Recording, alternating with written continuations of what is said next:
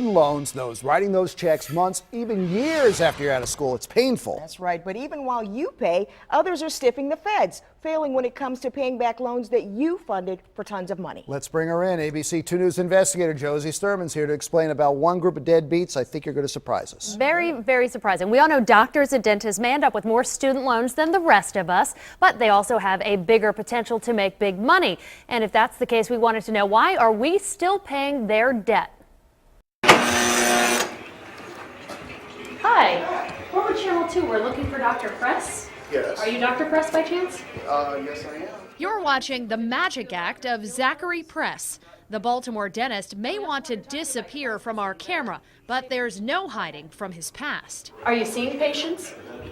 Not at the moment. You're just here Cleaning up, closing up. cleaning up and closing up, but your license was not renewed a while ago.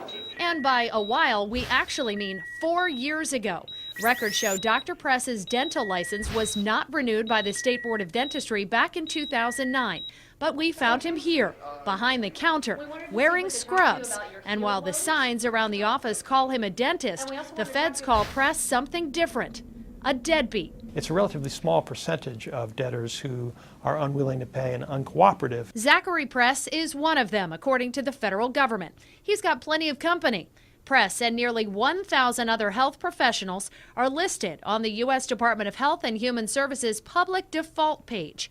It showcases doctors and dentists who went to medical school on your dime, but didn't pay back special health education assistance loans they got from the federal government, even decades after graduating. Without the loan, they have no current ability to repay. It's U.S. Attorney Rod Rosenstein's job to try and get your tax dollars back. And that's our goal, to collect on the obligation, on the promise that those doctors made. But in some cases, they just won't pay up. That's how they end up on the list. 17 Maryland doctors and dentists have the distinction, owing a total of $3.2 million in principal, interest, and fines. Press's share is $209,000, dating back to 1985.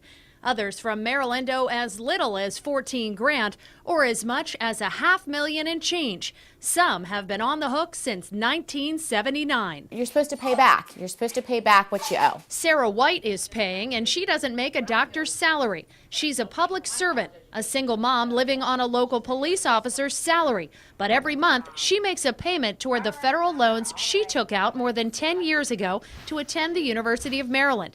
Even when she was hurt in the line of duty as a Montgomery County cop, those checks were still sent. No excuses. You borrowed the money legitimately and honestly, and you be honest and you pay it back. But the healthcare providers we looked at had plenty of excuses for why they couldn't pay, and not all of them made the federal list.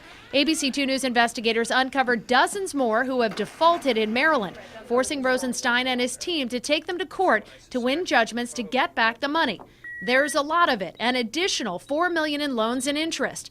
The docs who borrowed it aren't considered deadbeats, though, because they've made at least some attempt to pay back a portion of the loan.